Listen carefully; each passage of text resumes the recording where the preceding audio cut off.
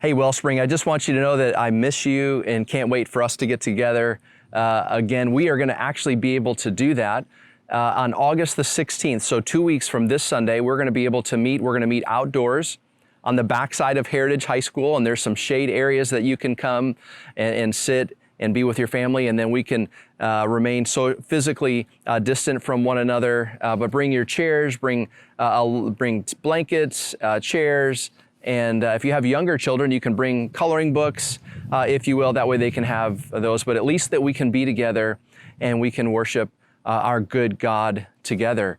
I just want you to know that I am praying for you during this difficult time. We're all feeling this challenge. And one of my concerns is the foundation. When you think of a foundation of a house,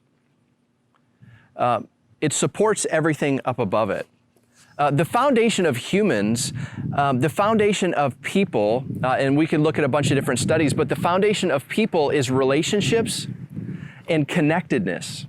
Relationships and connectedness. And one of the things that kind of irks me just a little bit, I think they got it wrong, is when the title, it doesn't irk me, but the title is social distancing. Social distancing. I think what they really meant was physical distancing, because there's a way to be physically distant, but also connected, socially connected.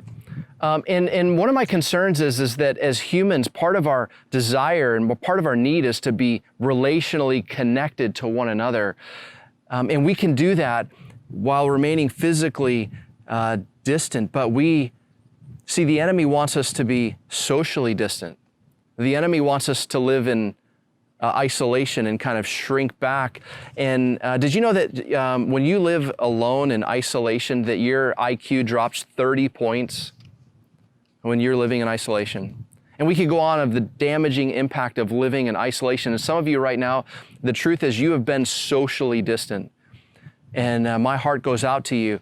Wellspring, would you reach out to those family members and friends and that you know of that are socially distant? They're not connected to anyone. They've kind of shrunk back and they're shriveling up, if we're honest. If we could look at their heart and their souls, and it's impacting them in a very, very negative way. Being alone is more impactful than, I don't know, we could go through a whole bunch.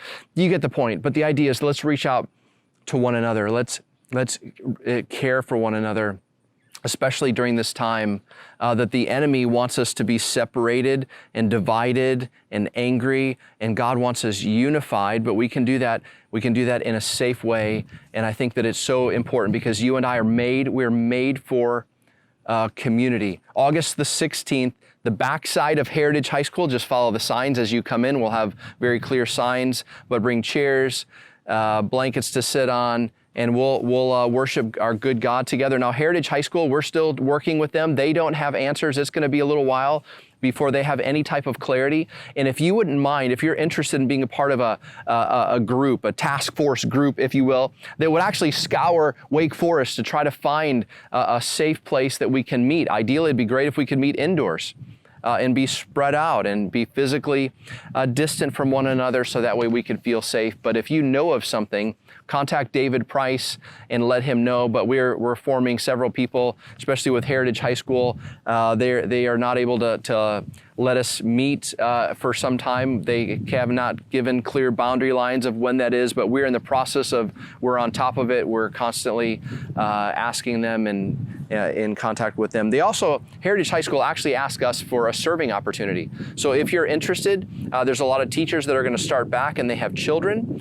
And so if you're interested in providing some element or some type of coming to the school and helping watch some of the children of the teachers that will be teaching, the school asked us if we would see if anyone was interested in that. If you're interested, contact David Price on that. But Wellspring, I just want you to know that I love you.